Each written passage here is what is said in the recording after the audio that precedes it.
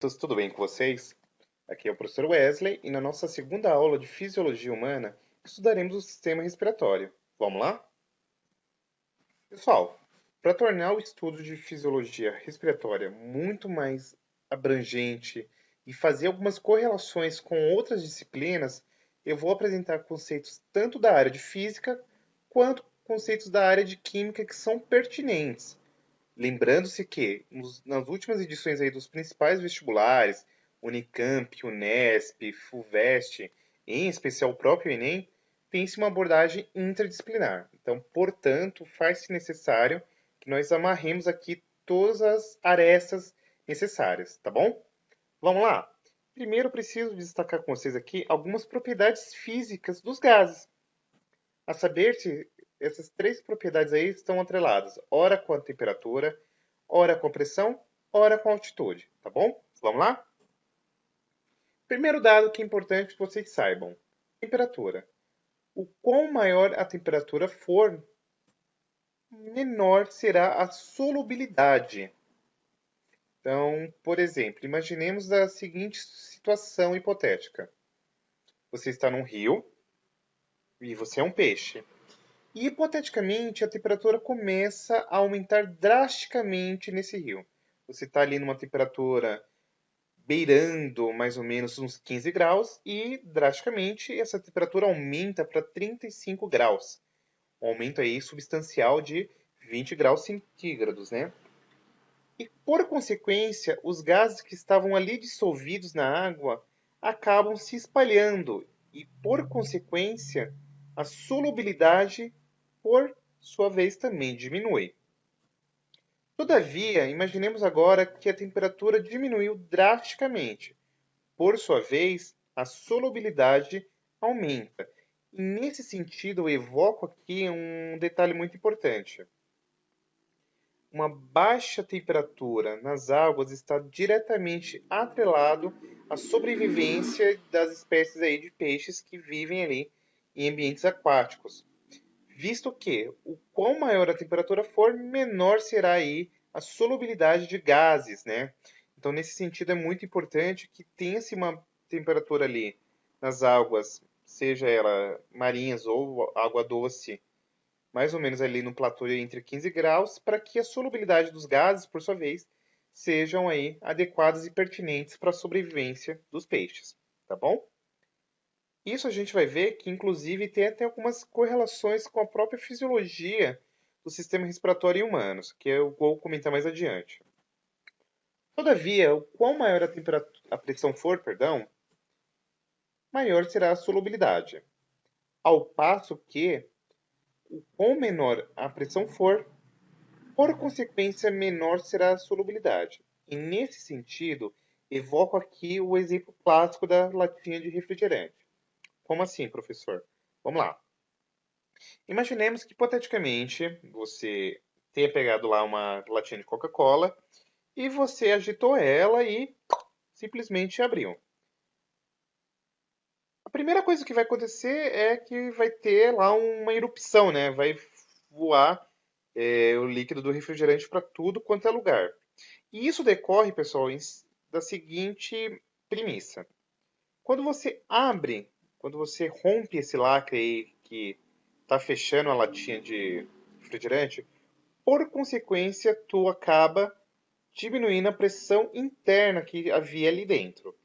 Em decorrência disso, acontecerá aí uma menor solubilidade. Por quê?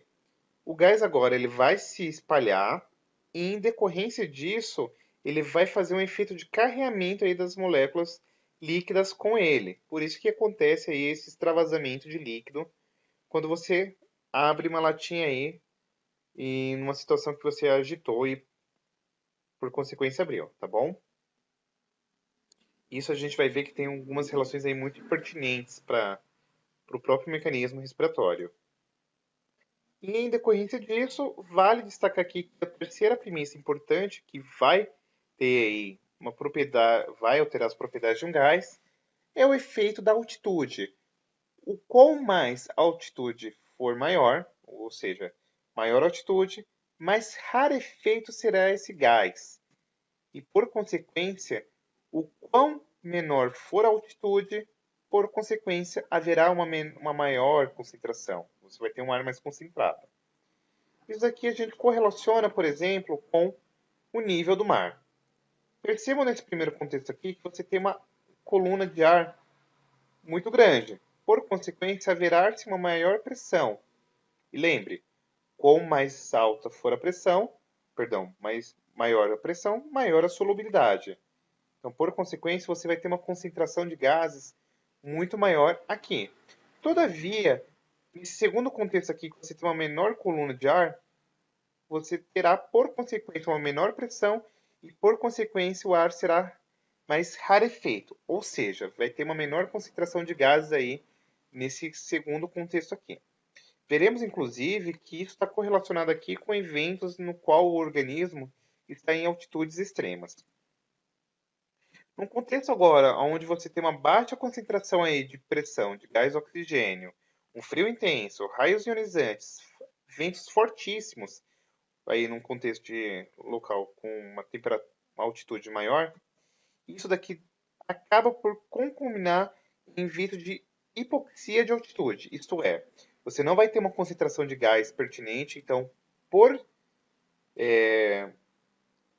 consequência, aí acontece uma deficiência no transporte de gases. Vai ter esse pouco gás e, consequentemente, você vai ter um aumento aí de espécies radicalares, ou seja, você vai formar coisas que nós denominamos como radicais livres, que são extremamente tóxicos e danosos ao nosso corpo, tá? Por consequência, terá-se aí uma baixa oxigenação.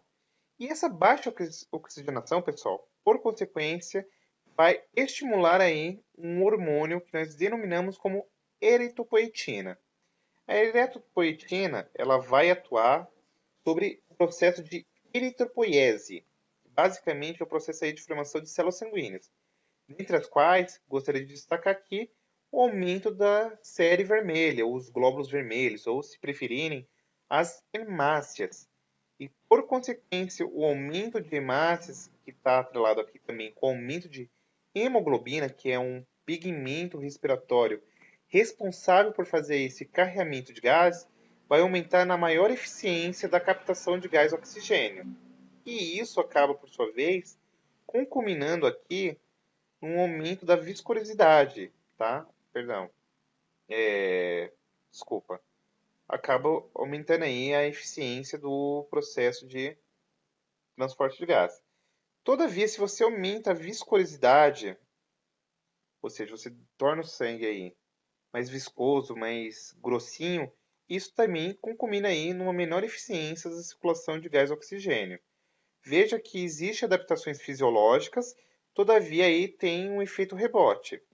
Tanto é que aqui é engraçado mencionar-se a vocês que jogadores de futebol, por exemplo, a seleção brasileira, quando faz-se necessário jogar em locais que têm uma alta altitude, eles precisam mais ou menos aí uma semana antes, uma semana e meia antes, irem para esse local para fazer uma adaptação fisiológica para que haja aí um aumento de eritropoetina, o processo de eritropoiese e, consequentemente, aumento da série vermelha aí, que seriam as hemácias, tá?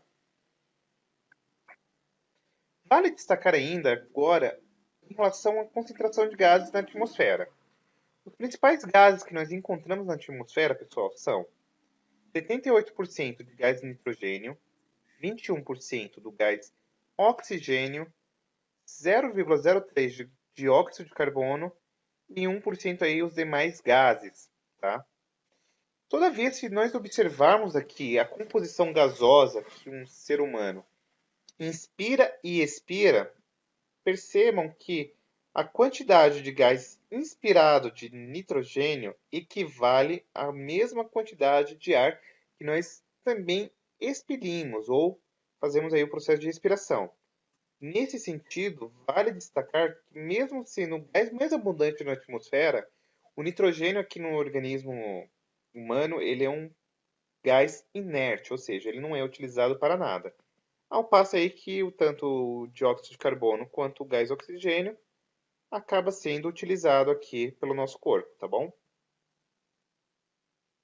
Todavia, deixa eu fazer um pequeno adendo aqui na minha fala. O CO2 ele não é utilizado. tá? Percebam que tem-se um maior percentual de gás carbônico sendo expirado, tá? A gente inspira aqui 0,003%, mas 5,6% é daquilo que nós acabamos por expirar, tá bom?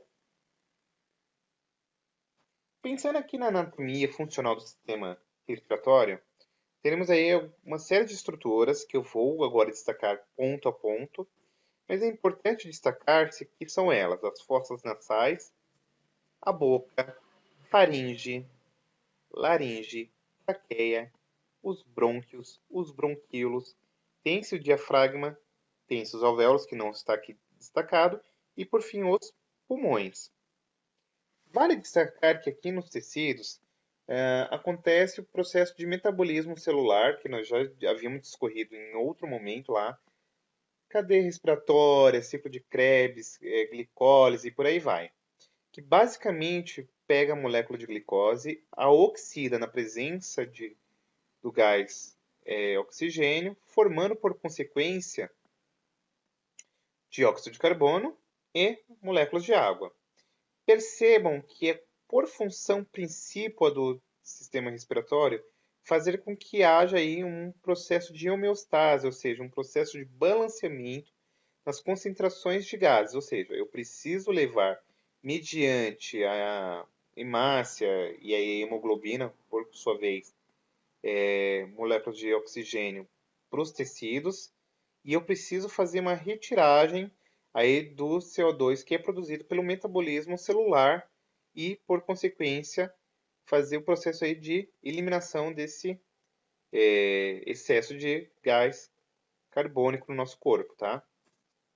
Portanto, vale destacar que uma função primordial do sistema respiratório está atrelada ao processo de hematose, que nada mais é do que a troca de gases que acontecem aí em uma estrutura que nós denominamos como alvéolos pulmonares.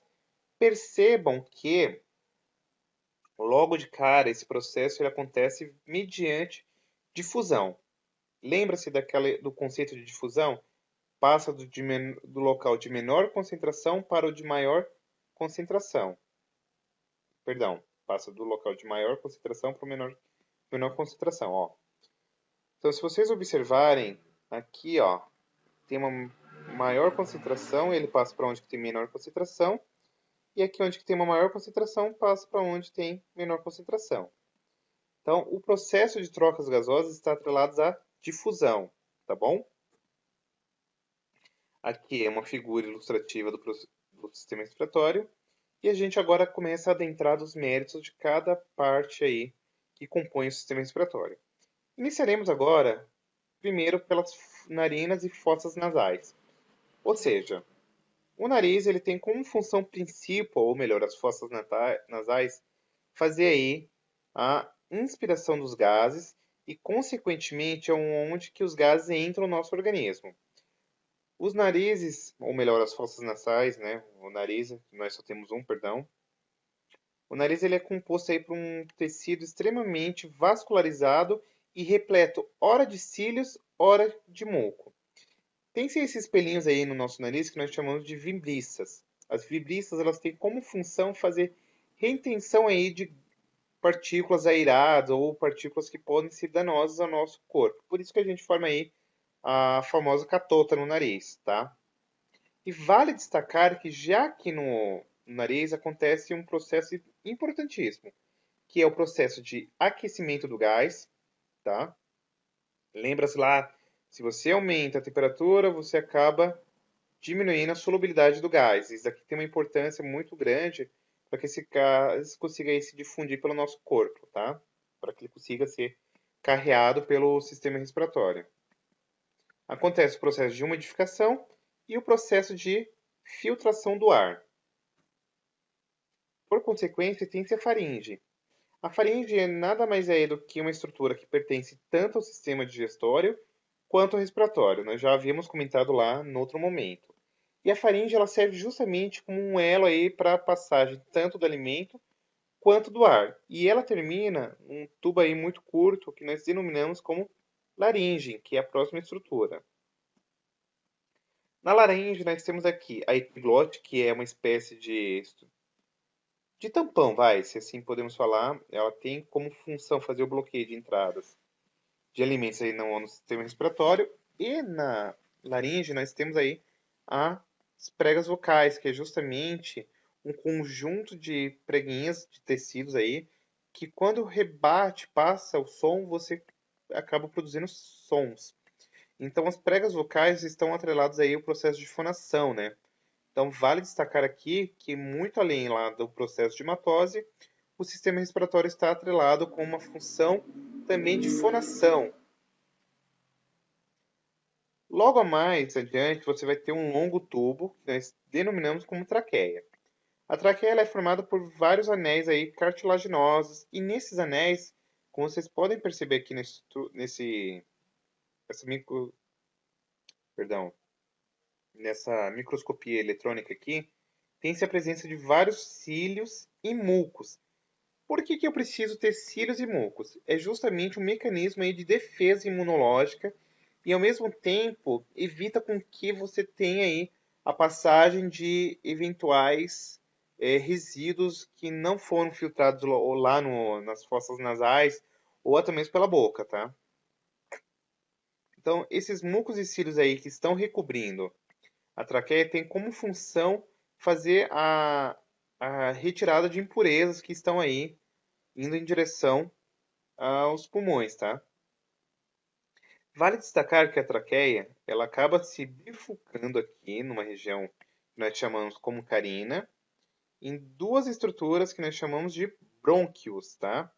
São aí essas ramificações do final da traqueia, que vão penetrar agora dentro dos pulmões, ó, percebam que os brônquios, eles penetram os corações pela uma estrutura que a gente chama de hilo pulmonar, e eles vão sofrer um processo aqui de ramificação que vão concuminar agora em unidades muito menores que nós denominamos como bronquíolos.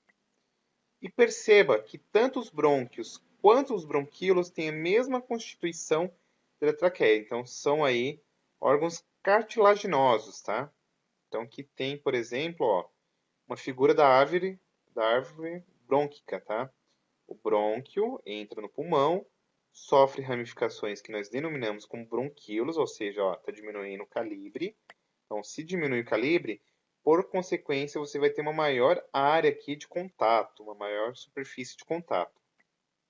E por fim, aqui em cada raminho lá dos bronquíolos, vocês terão os alvéolos, que nada mais são do que bolsas de ar extremamente vascularizadas. Percebam que vai ter aqui, ó, vários vasos sanguíneos que vão ser ora ricos em gás carbônico, ora rico em gás oxigênio. E é justamente aqui nos alvéolos que acontece aquele processo de hematose, tá? Que é aquele momento que você vai ter aí a troca entre gás carbônico e gás oxigênio. O gás oxigênio, ele é, ora, advindo aí do processo de inspiração e, por consequência, precisa ser levado aos mais diversos tecidos corpóreos. E esse sangue que vem rico aí em gás carbônico, ele vem justamente desses mesmos tecidos que precisam ser aí apoiados pelo aporte de gás oxigênio, perdão, e por sua vez, esse gás carbônico ele precisa ser expelido aí pelo sistema respiratório para fora, tá bom? É importante destacar-se que o gás oxigênio que entra no nosso corpo, ele é transportado pelo sistema circulatório, tá? E ele precisa estar atrelado a uma molécula que nós denominamos como hemoglobina.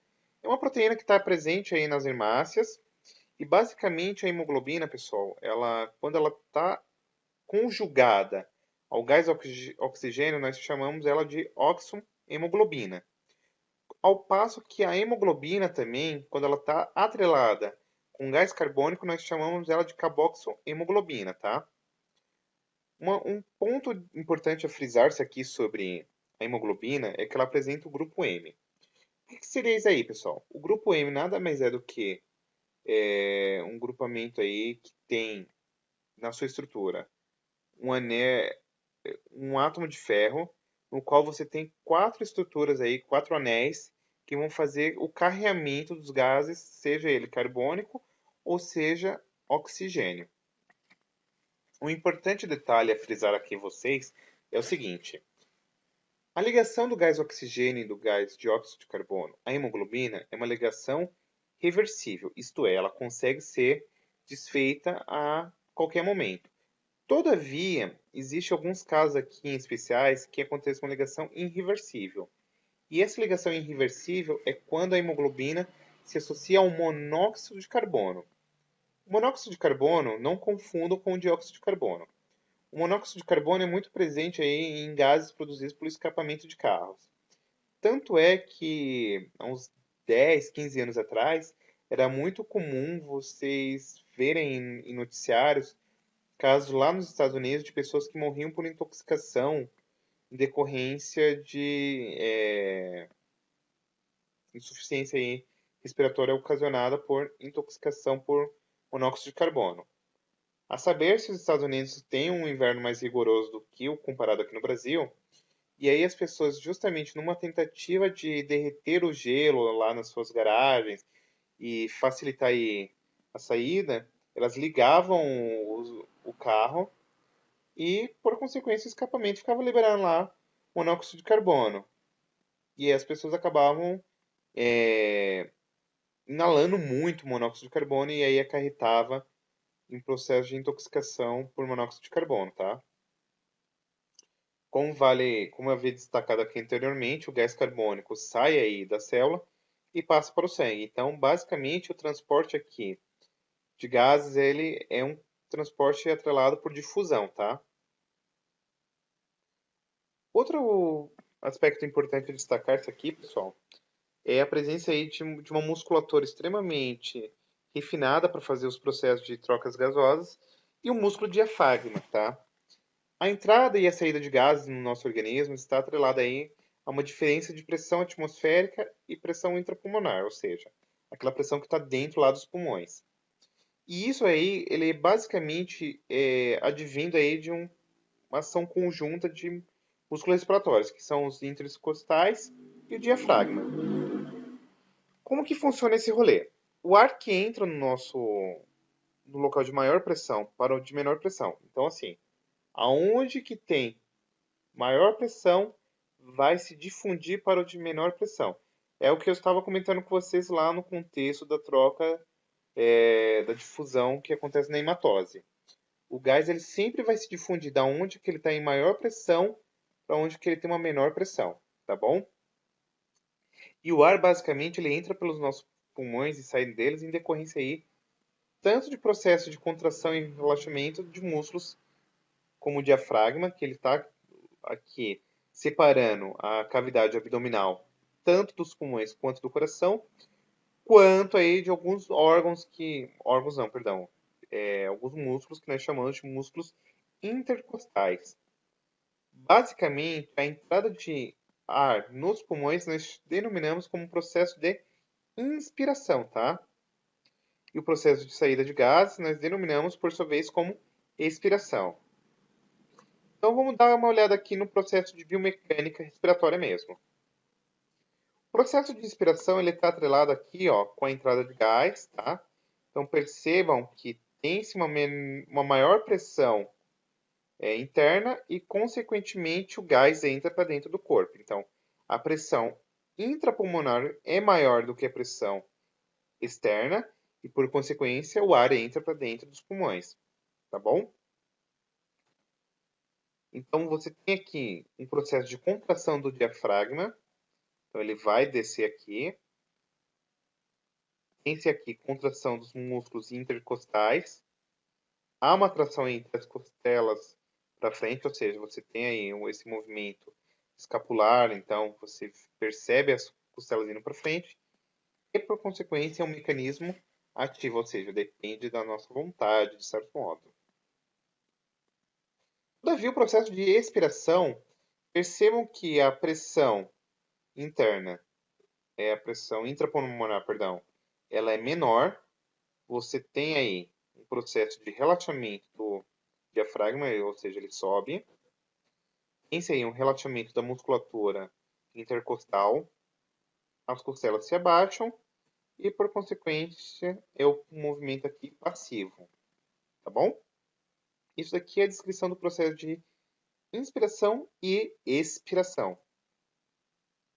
Os pulmões, como eu havia dito para vocês aí, são dois, tá? Eu não vou ler isso daqui porque eu acho desnecessário, é só uma informação mais um overview. Uma coisa importante destacar-se é que os pulmões eles são recobertos por um tecido que nós denominamos como pleura, tá? E entre a pleura e os pulmões você tem o líquido pleural. A pleura, basicamente, pessoal, ela é como se fosse um papel plástico, sabe aqueles filtro plástico que você coloca em cima de alimento para recobri-lo?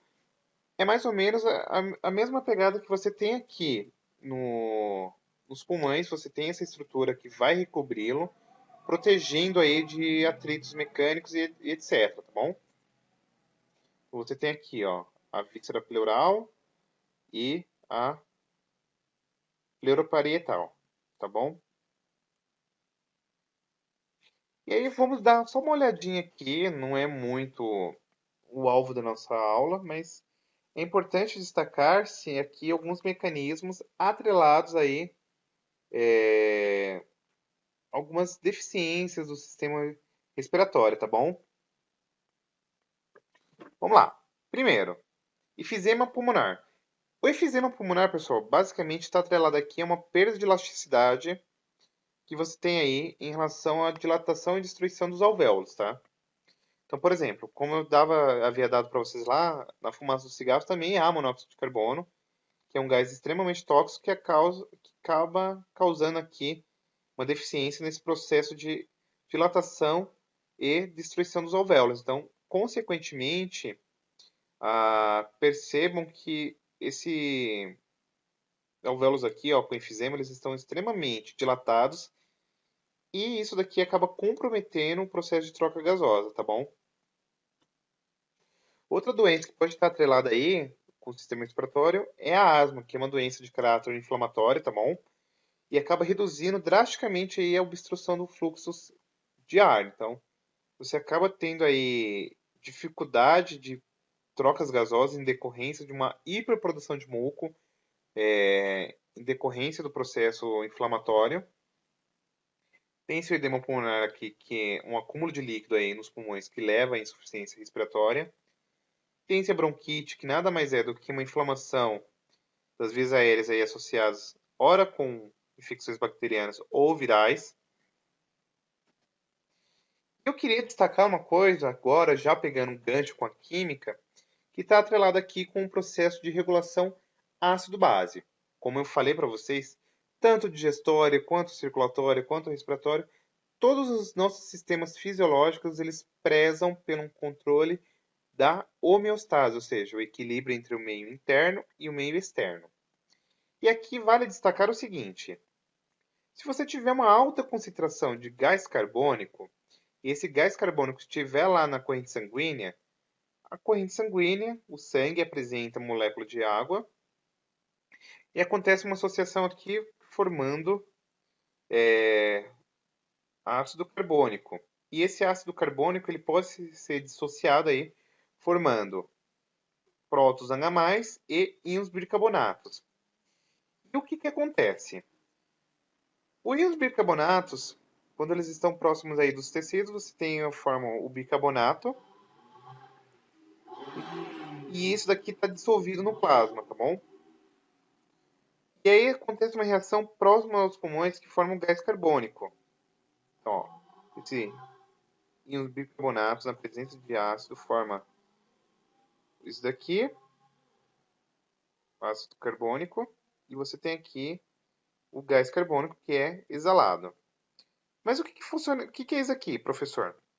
Basicamente é o seguinte: se você tiver uma alta concentração de CO2, por consequência, você vai ter uma alta no, concentração aqui de ácido na sua corrente sanguínea. Isso significa que o pH acaba reduzindo drasticamente. A quem não sabe, o pH ele é mensurado aí numa escala de 1 a 14 e entre 7 A1 você tem um pH ácido, ou seja, um pH aí baixo. E pH ácido, ele é danoso ao nosso corpo. Todavia, se você tiver entre 7,1 até 14, tu já tem aí um pH alcalino, é um pH alto. E o pH alcalino também é danoso ao nosso corpo. Eu preciso manter um pH mais ou menos neutro aí no contexto aqui do sangue, tá bom? E aí eu preciso fazer justamente um controle muito refinado da respiração. E esse controle refinado da respiração é feito pelo sistema nervoso central. Ou seja, se você tiver um maior aporte de CO2 no sangue, consequentemente você vai estimular uma região do sistema nervoso central chamada bulbo, e o bulbo, por sua vez, vai aumentar a frequência respiratória e a amplitude respiratória, ou seja, vai entrar mais gás oxigênio, numa tentativa de contrabalancear esse aporte aí de CO2 e, consequentemente, você vai expelir mais CO2, tá bom? Todavia, quando você tiver uma baixa concentração de CO2 no sangue, você também precisa estimular o bulbo de forma a aumentar aqui a frequência, perdão, diminuir a frequência respiratória e a amplitude respiratória. Tudo isso preza aqui pela hemostasia ou homeostasia. Tudo isso daqui é para garantir que o equilíbrio ácido-base mantenha-se estável aí, tá bom?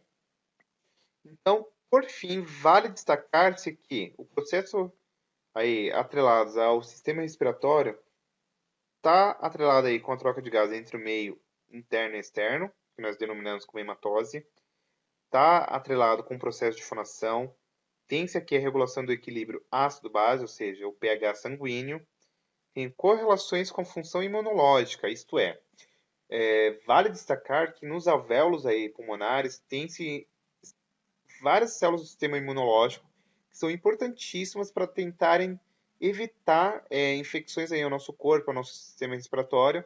Ou seja, essas células que estão residentes ali no sistema respiratório, elas já evitam aí processos infecciosos. Então, são células que estão ali para debelar possíveis infecções. Então, tem macrófagos alveolares, células dendríticas, neutrófilos e afins. E por fim, está aqui correlacionado em último grau aí, não em último grau, né? Em maior grau, perdão, com o processo de respiração celular. Aquilo que nós já vimos discorrido aí em outros momentos, como glicólise, ciclo de Krebs, cadeia transportadora de elétrons e por fim. Espero que a aula tenha ficado clara, espero que tenha ajudado vocês. Vai dar tudo certo, tá bom? E vale destacar aí que é importantíssimo que vocês estejam muito atentos, em especial com os movimentos aí de inspiração e expiração, tá bom? E em especial esse lance aí do gás carbônico, que acaba participando aí numa sequência de várias reações reversíveis com a combinação com a água, formando o ácido carbônico, tá? E essa questão aí do ácido carbônico, se está em maior quantidade ou em menor quantidade, correlacionando-se com os efeitos aí, como se fala, no pH sanguíneo. Outro destaque que eu gostaria de dar aqui a vocês é as próprias concentrações do gás. Se você tem uma maior concentração de gás oxigênio, o controle respiratório aí, de certo modo, ele vai estar inibido, ou seja, esse slide que nós havíamos visto anteriormente, ele não precisa ser ativado e, por consequência, o ritmo respiratório ele diminui. Todavia, se você tiver uma baixa concentração de gás oxigênio, isso acaba concominando aí, por consequência, que você tem uma alta concentração de CO2. Isso acaba estimulando aí o controle respiratório e o seu ritmo respiratório, ou seja, o tanto de inspirações que você vai fazer por minuto aumenta drasticamente, tá bom? Todavia, vale destacar que se você tiver uma baixa concentração de CO2 e um aumento aí do pH, o controle respiratório ele está inibido, de certo modo, e o ritmo respiratório diminui. Todavia, se você tem um aumento de CO2, você tem aqui uma diminuição no pH e, por consequência, você precisa estimular aí esse refinado controle da respiração e o seu ritmo respiratório, por sua vez, acaba aumentando drasticamente, tá bom? Tudo aí numa tentativa de compensar essa questão do pH sanguíneo. Beleza? Um beijão no coração de vocês, fiquem bem, vai dar tudo certo. E, havendo dúvidas, sugestões, escrevam aqui nos comentários, deem o joinha que vai ajudar bastante. Fui!